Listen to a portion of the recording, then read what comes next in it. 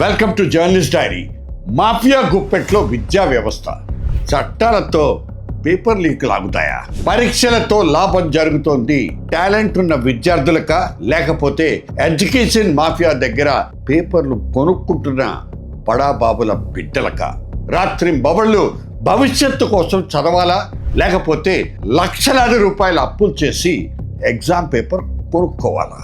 Neat, CBSE, service commission పేపర్ల leakage వ్యవహారం దేశవ్యాప్తంగా ఎటువంటి ప్రకంపనల్ని సృష్టిస్తోందో చూస్తూనే ఉన్నాం. రోడ్డెక్కిన జెన్జీ యువత కథం తొక్కితే ఆ తెగకు ధర్మేంద్ర ప్రధాన్ రాజీనామా చేయాల్సిన పరిస్థితి వచ్చిన తర్వాత కానీ కేంద్రం దిగి రాలేదు. ఇప్పుడు హడావిడిగా లీకేజ్ నియంత్రణ బిల్లు తెస్తామంటూ చెబుతోంది. రాష్ట్రాల పరిధిలో జరుగుతున్న లీకేజీల గురించి అస్సలు ప్రస్తావించకుండా కేంద్రం చట్టం తెస్తే ఏం ఒరుగుతుంది? రాజకీయ నాయకుల చేతుల్లో నడుస్తున్న విద్యా సంస్థల మాఫియాను ఎలా కంట్రోల్ చేస్తారో చెప్పకుండా, తెలియచేయకుండా ఎన్ని బిల్లులు తెచ్చినా ఏం ప్రయోజనం అనేది ఇక్కడ ఉన్నటువంటి పెద్ద ప్రశ్న. మన ముందున్న ప్రశ్న, ప్రభుత్వం ముందున్నటువంటి క్వశ్చన్ కూడా.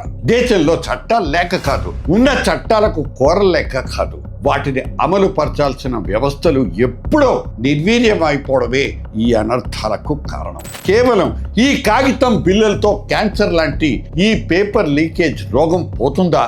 దేశంలో విద్య అనేది, ఎడ్యుకేషన్ అనేది ఎప్పుడో లక్షల కోట్ల వ్యాపారం అయిపోయింది. కేంద్ర బడ్జెట్లో మనం విద్యకు కేటాయిస్తోంది జీడిపిలో 3% కంటే తక్కువే.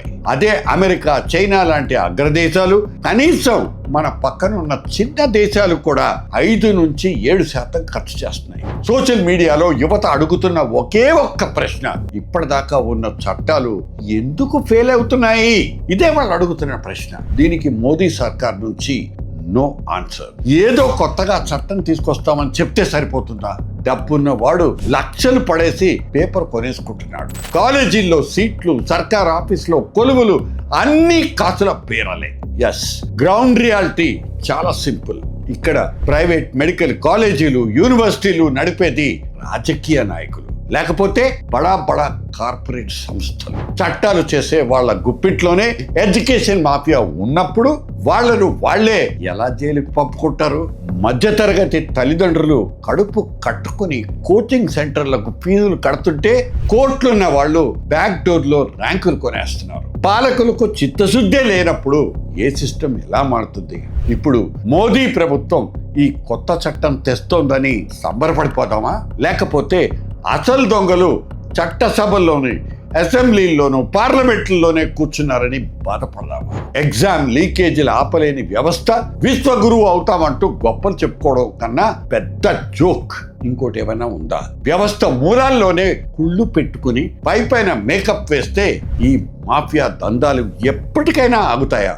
ఇల్లే కాలిపోతుంటే కిటికీలకు రంగేసినట్టే ఉంటుంది. You cannot cure cancer with a band-aid.